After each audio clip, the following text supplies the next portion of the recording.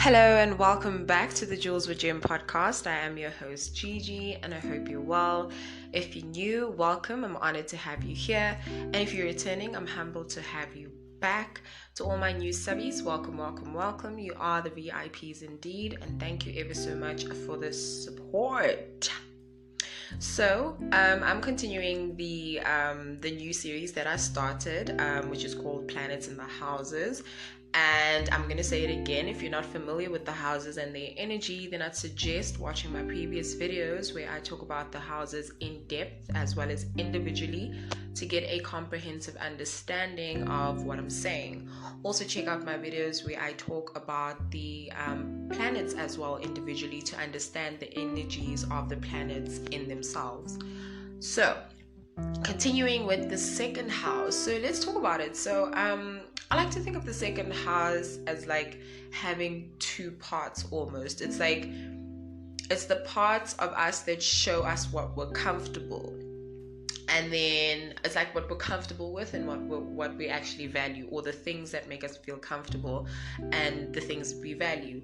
And then it also shows us how we go about being out of our comfort zone. So the things that we can actually use our skills and talents to do to, sort of like obtain money and possessions and things like that. So it shows you how you're comfortable, and it shows you how to also get uncomfortable as well by using your skills. Because sometimes, let's be honest, we are aware of, the things that we can do well. We've either been told by family or friends, but sometimes we don't believe those things, and that's why the second house is so important. And the second house also deals with our self-image, our self-issues, our insecurities, and all of those things. And of course, it's opposite the 8th house, which makes a lot of sense because the 8th house also deals with things that we are insecure about, things that we don't want other people knowing about. Because obviously, why would we want people knowing about certain parts of ourselves if we were secure about those parts of ourselves, right? So I think there's a real a two-coin dynamic when it comes to the second house. The part that shows us what makes us comfortable, and the parts that show us if we really want to get comfortable, and if you want to get the things of the earth and materialize the things of the earth, then we need to get uncomfortable and kind of do things that we are not really used to doing. So in my opinion, what makes us feel comfortable are the things that we value, obviously. I don't know, maybe, you think about it differently, but do let me know. So the second house is the natural house of Taurus, and it is all about money. It's about work. It's about income, your job, your work ethic, which is kind of like the first part. And then the other part is also the material possessions, the priorities, and the habits, as well as our daily routines. To a certain degree, because it's obviously what we do on a daily basis or on a conscious basis that actually gets us those material possessions or lack thereof. So it's our mindset, it's the things that we do on a daily basis. As I'm saying, I think I'm repeating myself, but I think you get what I'm trying to say. So if you have any planets here, the planet or the planets will definitely influence all of the above themes in a major way, and how or in which way it will be influenced is obviously determined by the planets that would be in the second house, as well as the sign that your second house is in. Planets in the second house, let's go. So sun in the second house. Okay, so the sun is our life force, right? It's who we are when we are not restricted, and we can sort of be ourselves, without any outside influences. And I think in the second house, it makes an individual quite focused on their daily routines, their priorities, how they can accumulate money. They are basically focused on how to make themselves feel comfortable, but not only themselves, also the people around them. So it's like they like to indulge in activities that can make them comfortable, so that can make them money, or they can have money to do certain things like acquire material possessions, acquire investments, have a really diverse fat portfolio, have like a really stable grounding, have like a really stable reputation, have comfortability to do anything and everything that you want to do. So these are individuals that really can become quite wealthy because they focused, and like I said, they prioritize making sure they are comfortable and that their needs and the needs of those around them are met. So the energy spent here can make them overly possessive of their things, which is kind of like the negative aspect of this, because let's be honest, there's pros and cons to everything, positive and negatives to everything. They can be quite possessive over their things and even the people that they care about. So I think the lesson here is just to kind of balance the energy out. Balance is very important. And I think they also realize that their biggest resource is themselves. They realize that their comfortability or their success or their wealth actually depends on them. Like they are their own backup, so to speak. So, a second house sun needs to prioritize their comfortability in order to ensure that their emotions are in check, because the second house is like, I wouldn't call it an emotional house, but I would say that if a second house sun is not doing what they're supposed to be doing, or not doing what they know they're supposed to be doing, or not focusing on things that can make their lifestyle a little bit more pleasant, then they can become demotivated, they can become depressed. So it's important that they are doing things that will ensure some sort of return for them to still be upbeat and continuing the life purpose of the sun in the second house. So definitely they need to be doing things that are sustainable to keep their emotions in check. Otherwise they can tend to go over the rails. And of course we need to always be aware of the fact that aspects need to be taken into account with these placements. Any placement actually needs to be taken into account. So they can spiral out of control emotionally because their wealth literally is attached to their purpose. Their comfortability is attached to their purpose. Their life force, the reason why they are here, is to make sure that they can prove to themselves that they can manifest physical things that will make them feel comfortable, or that they themselves can rely on themselves to reach a certain level of success. So the lesson here would definitely be to learn ways to obviously gain that comfortability, but also to let go and not hold on to things that may not be serving you, especially long term. Then we have Moon in the second house. So Moon in the second house, I think your emotional state depends on what's happening in your daily life, how and if you're making money, and whether or not you're comfortable. So for example, if you're not making money, it can really be depressing. Your emotions can really be out of whack, or when you don't have enough resources, you really spiral into anxiety. It's almost like you're just like, okay, I have 100 rand in my account, that's all that I had.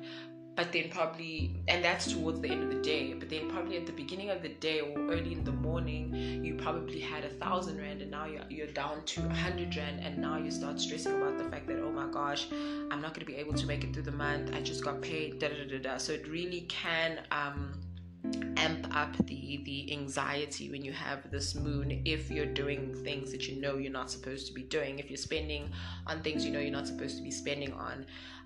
So also, when you're in a relationship, you even may be extremely possessive of your partner, because to some extent they are an extension of your emotional state. So you're happy when you're with your partner, and when your partner's away from you, or if they're not communicating as frequently as they normally would, it kind of does shift your emotional consciousness.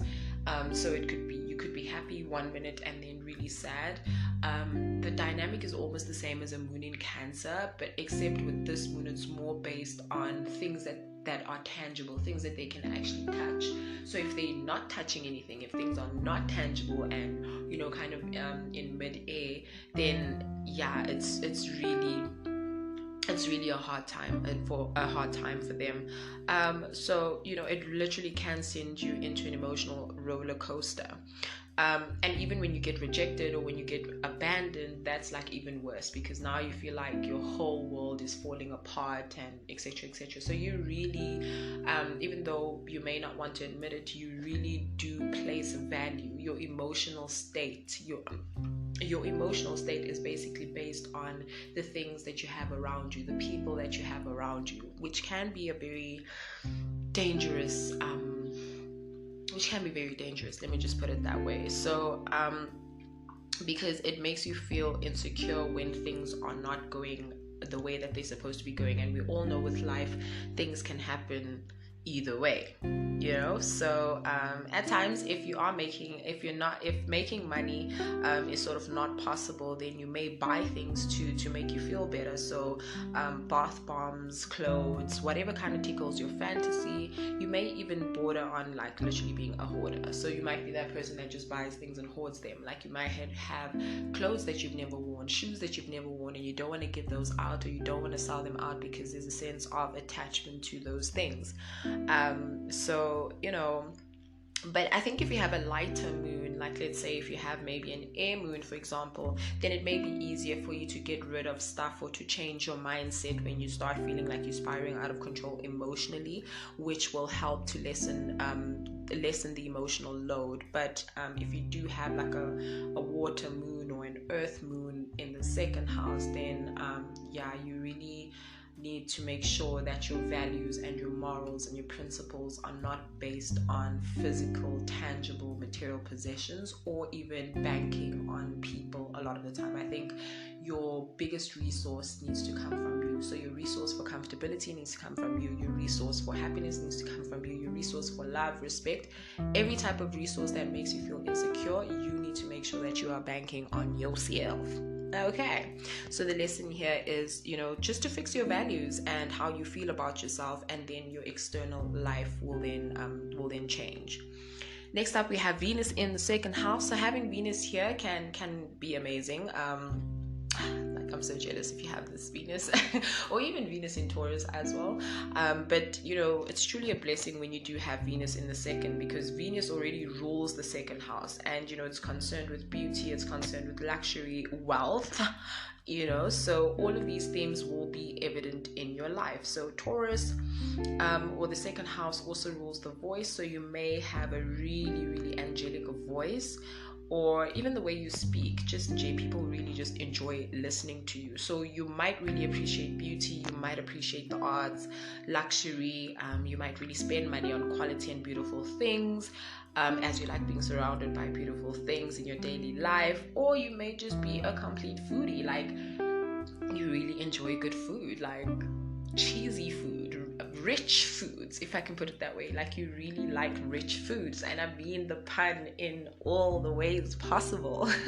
So you really like foods that are cheesy, that are creamy, that are sweet, think of anything that you like chocolates, fudge, caramel, mousse.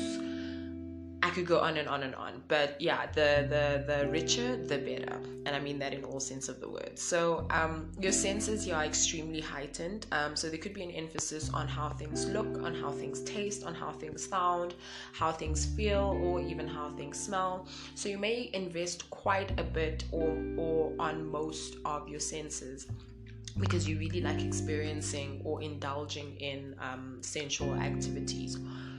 So looking nice, smelling good, having soft, smooth skin may be the things that you might indulge on. So of course, this energy can make you extremely materialistic, because you're focusing on outward experiences and not really focusing on what it is that you may need internally.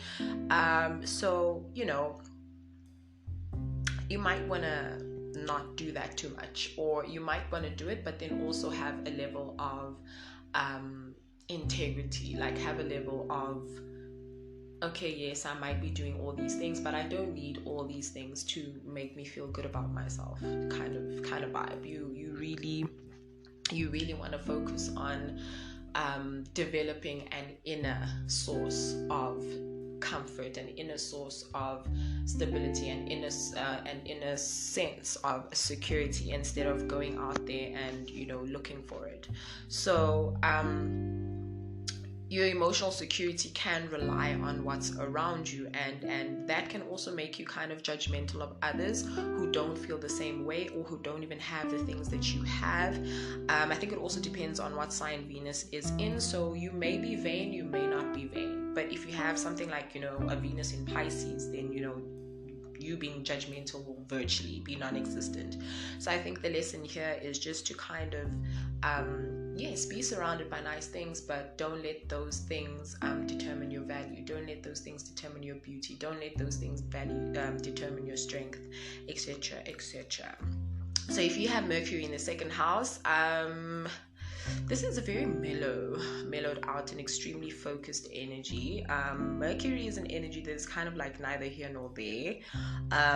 They do thrive in multitasking. In the second house,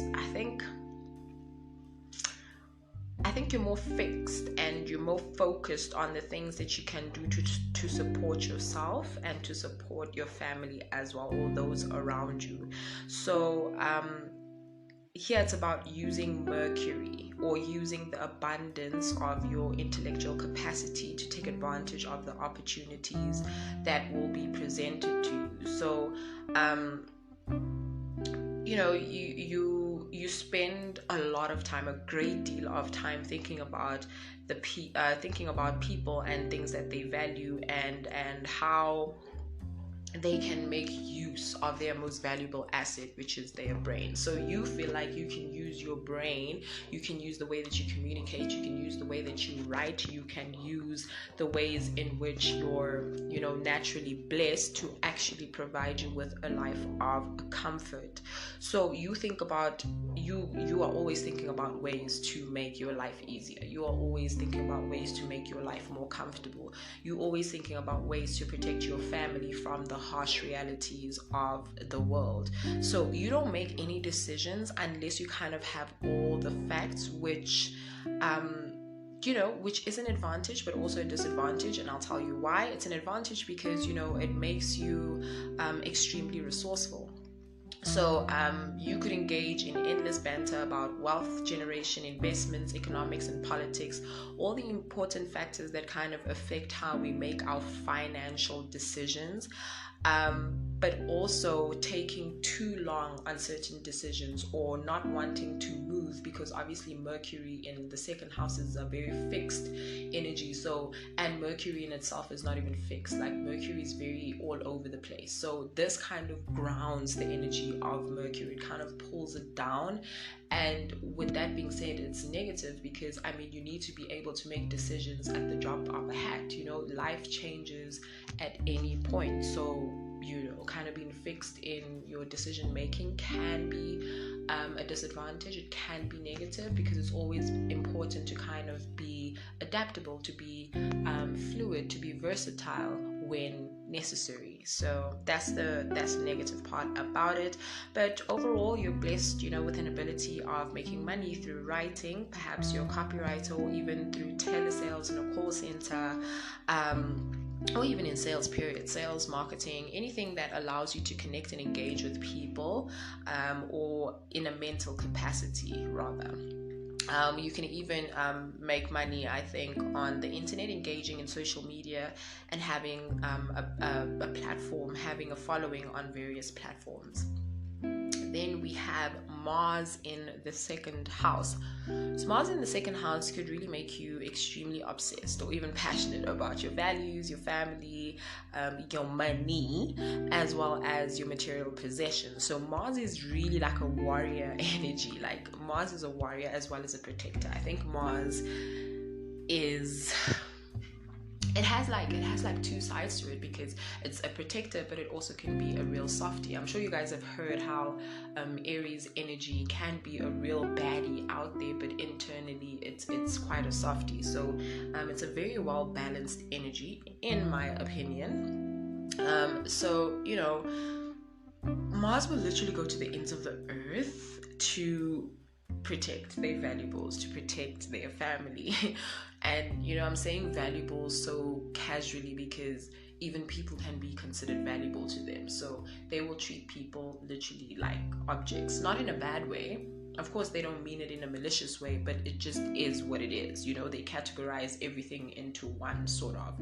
So it shouldn't be shocking that this type of placement will go to the ends of the earth to defend and to protect and to love and care for their family. So majority of the energy will be poured into activities that provide and most of all ensure, almost like guarantee, financial security and material comfort. So I think I do need to say though, caution that a lot of what could contribute to your stress is how you probably want to maintain the safety of the things you acquire, and how you want to actually keep your loved ones safe from harm. So,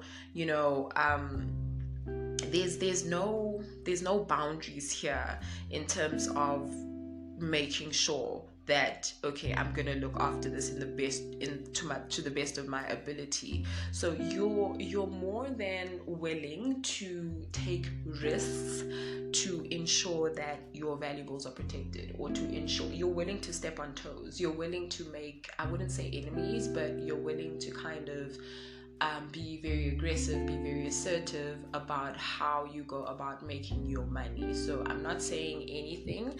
All I'm going to say is that it definitely does give you passion that is just out of this world and crazy, that you're willing to risk. So take that how that resonates. So, if you want to protect your family, you're probably willing to get a gun. You might even get a knife. You might have cameras installed everywhere. As long as safety will be almost guaranteed, which is virtually impossible because, we live in the world. But there isn't much that you're not willing to do to make sure that you get ahead, which obviously can be a bad thing because people will not want to associate themselves with somebody who is willing to risk it all, So yeah, the most dangerous person is a person who has nothing to lose. So I think if you can maybe just hamper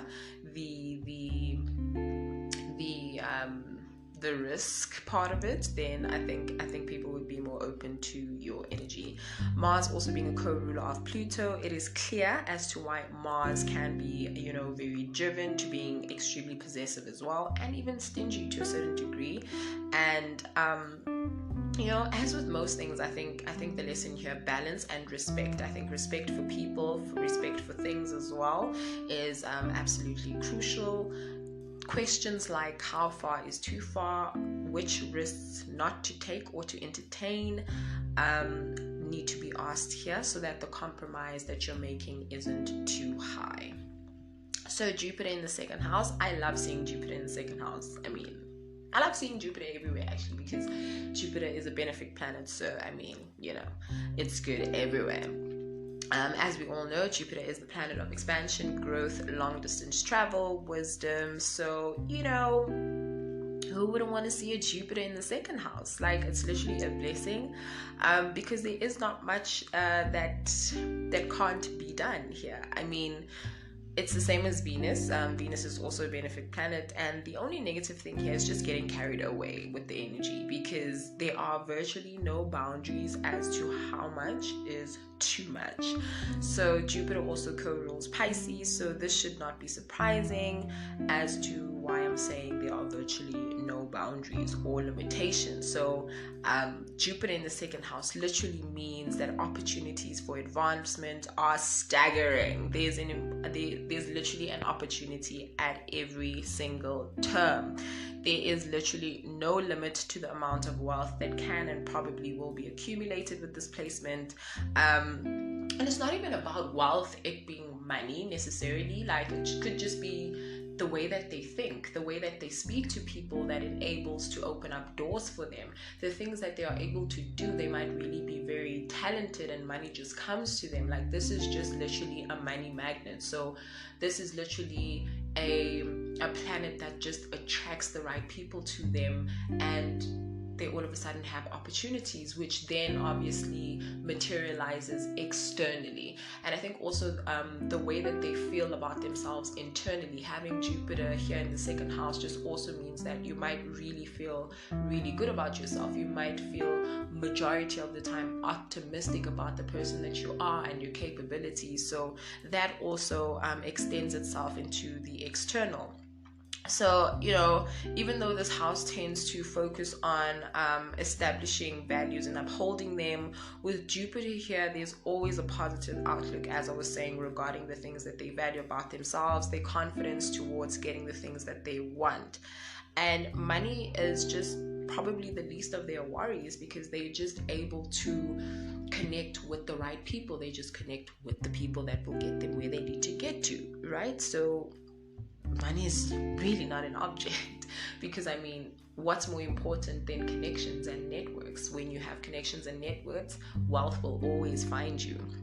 So with this placement, there's a great deal of faith that things will work out for the best and that their needs will be met regardless. And that further attracts an abundance mentality of just wealth and success in every sphere of their life. And honestly, abundance really permeates throughout their life with this placement, especially if it is well aspected. If it's not well aspected, then it just means that they will have challenges in terms of being reminded that too much can be too much, and that you just need to maintain the balance of not going overboard. Uranus in the second house. Okay, so I honestly feel like Uranus might be screaming here and just crying out for help in the second house, because I think what we need to understand is that this house naturally thrives when there's order, when there's structure, a constructive plan, and comfort, or a level or sense of comfort. So if you have this placement, you need to be extremely comfortable with discomfort, or getting out of your comfort zone to get your basic needs met, that of your own, or even that of of the people that are around you, that are close to you, that you value. So be comfortable with discomfort, disturbance, disruption, abruption, sudden losses, sudden gains, anything shocking. Get used to it when it comes to your values, your wealth, the way you go about making money. All of those themes are going to relate to you when Uranus is here. So Uranus just calls you to focus on other unorthodox ways of acquiring wealth, acquiring possessions, acquiring comfort, acquiring financial security. So no, you absolutely cannot rely on a 9-to-5 paycheck. You need to be your own boss to a certain degree, if not in totality. Because this aspect really does create issues with authority. So you will eventually realize that your definitions of the activities of the second house become spiritual, rather than there being an actual attachment to materials or assets, or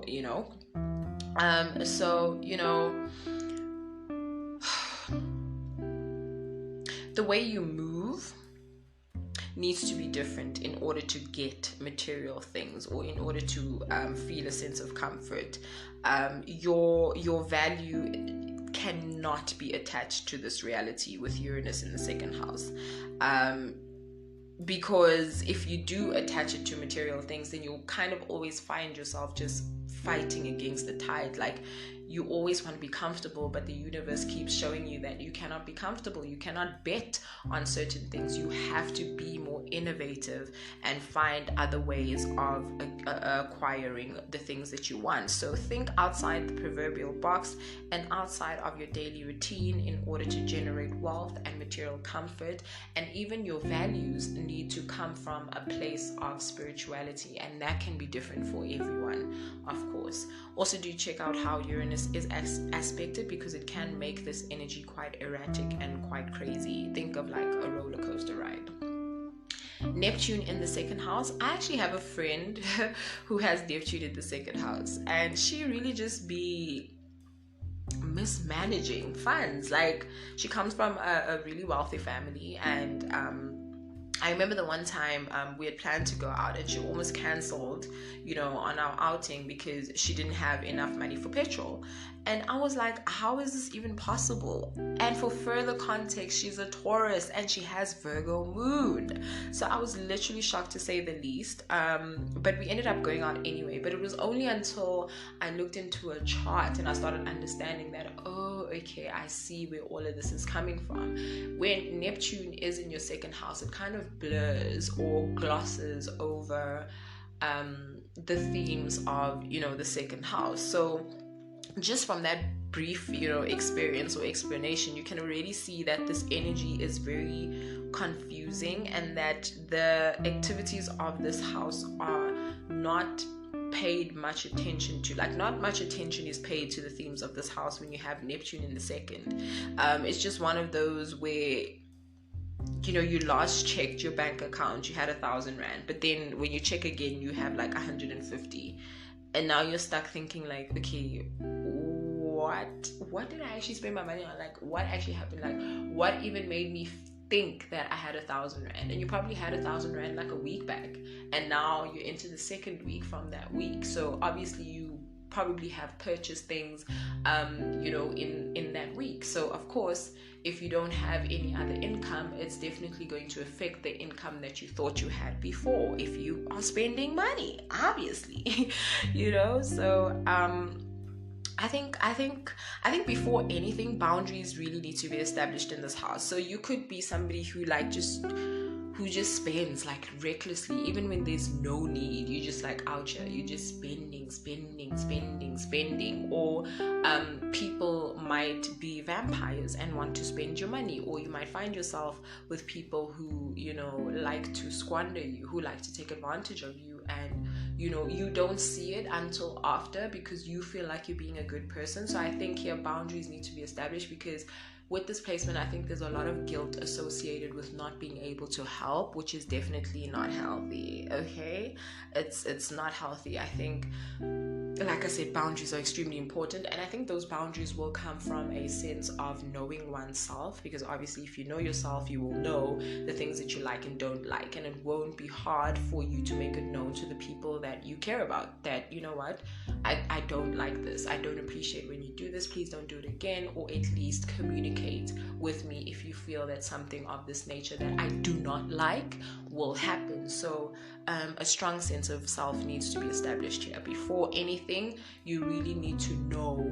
who you are. You really need to spend time with yourself and then project that energy to everyone else around you. So like I said, boundaries need to be established. It's so easy to go with the flow with this energy because Neptune is a go with the flow energy.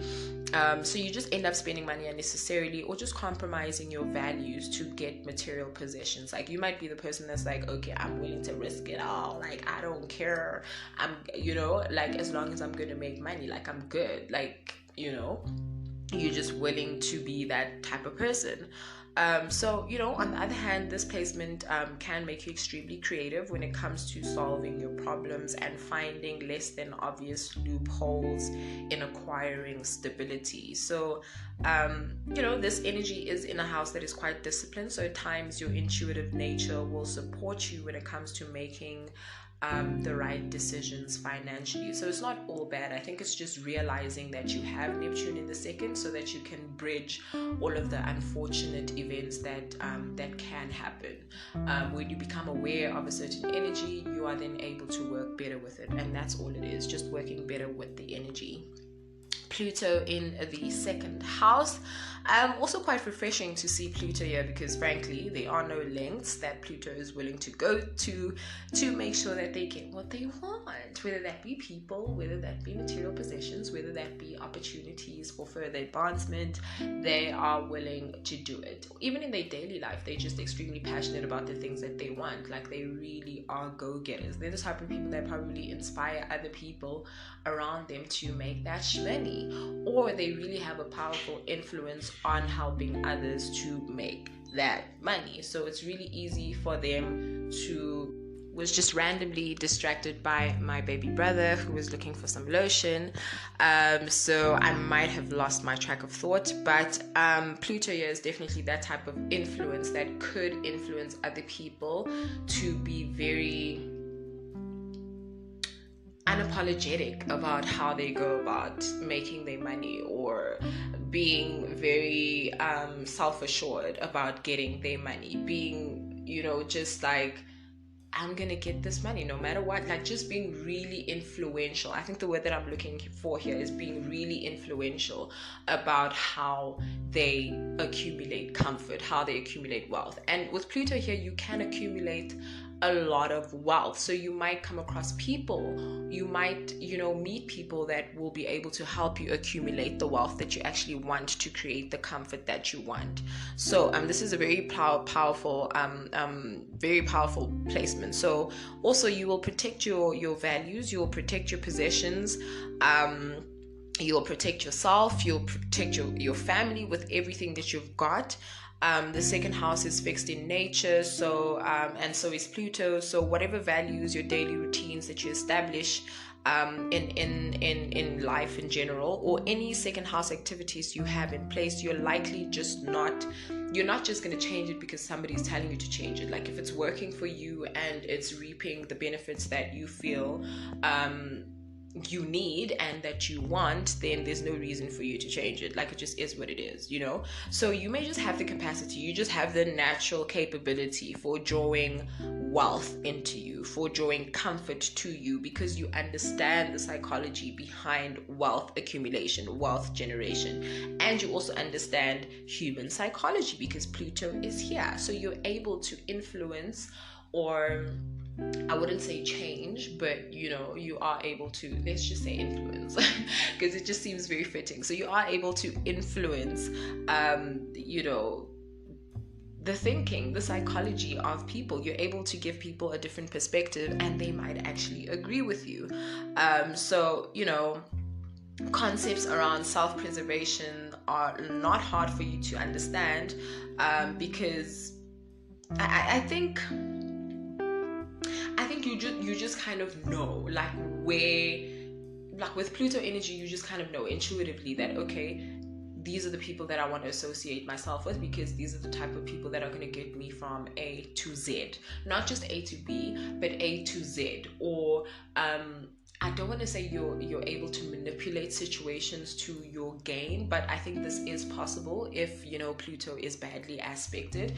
I think you need to look at how Pluto is aspected here to see how the energy is going to play out. But honestly speaking, power, generation, wealth. In your daily life, you're just always upbeat, wanting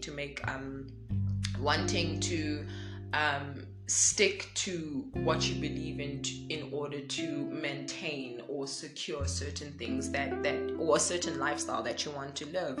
So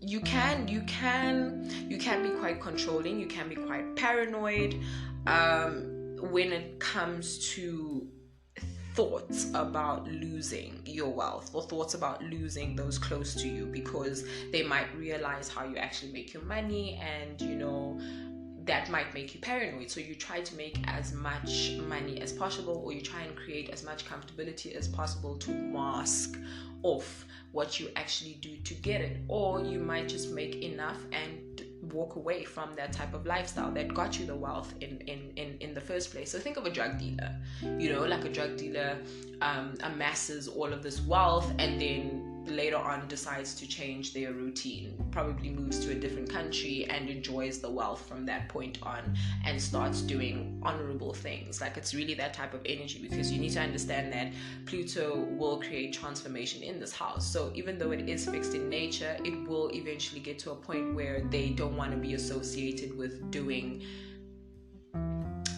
things that compromise their integrity and their insecurity levels and all of that. So definitely do check out how it's aspected to see how this plays out. So I repeat, don't use material wealth to control people or your loved ones, or even let it control you, because it's so easy to slip into that energy with Pluto in this house. So like I said, you'll always go through transformation pertaining to wealth generation, your worth, your ethics, your values, and what no longer serves your highest bank account will be washed. Okay, it will be washed. So don't hold on too greatly onto people and things, and I think just treasure the memories that are created in your life instead. Last but not least, Saturn in the second house. So Saturn, the planet of limitations, karma, and discipline, may make you quite frugal when it comes to money, may make you quite frugal when it comes to your daily habits. You do the same thing over and over and over again. Like, you don't stray from your daily routine. If you wake up at 6 o'clock in the morning and you go and brush your teeth, you make your bed, you take a shower, you have breakfast, that is exactly what you're going to be doing. Like, you can almost time everything. Like in the movies, how thieves would always time their victims. Like, they know that, okay, this person gets home at 5 o'clock in the evening, by 5:30 they're making dinner, by 6 o'clock they're sleeping, and round about between 9 and 10 o'clock they can now rob the victim, because they know, like, it's so methodical. So with I think so we saw with Mercury in the second house, it's focused on ways to accumulate wealth. It's always thinking about how can I accumulate wealth. So they do that by remaining focused, and I think that's the same energy that Saturn also sort of like cultivates in the second house. So you will literally work to the bone, round the clock, to ensure stability. And I think there's also a lot of fear and anxiety surrounding just how capable you are of achieving these things, of achieving balance, of achieving comfort, of achieving wealth, and achieving a sense of or even just achieving the ability to keep your family safe from the realities of the world. Because let's face it, the one thing that Saturn does not want to be is a failure, for sure.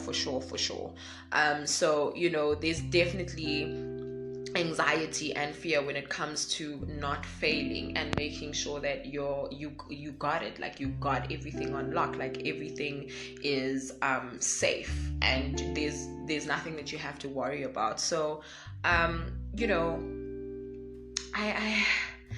feel like you may have been led to believe that, okay, you may have had experiences, that may have taught you that your value comes from what you can prove, what you can buy, what you can provide, or how well connected you are and how your resources can work for you in the long run. So, you'll probably make friends with people who make sense in providing you advice or connecting you to people that are able to help you reach your goals. And of course, that can make you, come across as quite superficial, money or power hungry, and you could just be easily prone to power trips, because remember, as soon as you do establish that power, that status, it does make you feel like you're on top of the world, and etc. But I think always remember where you come from, and I think you could also react in this way because nothing has come easy for you, if we're honest, and you just have come to understand the value of money. And as much as it doesn't matter, it does matter in terms of the things that you're able to access, like better healthcare, better education, luxury opportunities. Like, the list is virtually endless. So Saturn is the planet, that fully comprehends what's at stake here, what's at risk here. So that's why the fear, that's why the anxiety. I think the lesson here would be to just enjoy life while you're accumulating all these things, not to focus all of your energy on external gains and comforts, because all of that is still going to remain on this realm when you die. And like material things are not going to be able to replace the people in your life. So do keep that in mind. And that's all I've got for you, my tubers. A reminder, tubers, to take what resonates and leave the rest. I always hope to bring clarity in the understanding or the study of astrology. And I hope you have understood a little bit more about the planets in the second house. Until my next video, on that note, thank you so much for tuning in. Let me know your thoughts in the comments down down below which placements you have and which you actually like, or that, you know, which placements your family members might have or those close to you might have. Show me some love and subscribe to my channel if you'd like and feel I have brought value to your understanding of astrology. As always, your time spent is much appreciated. Till next time, you know what you do, so keep doing what you do. Peace, love, and most of all, light. I'm out.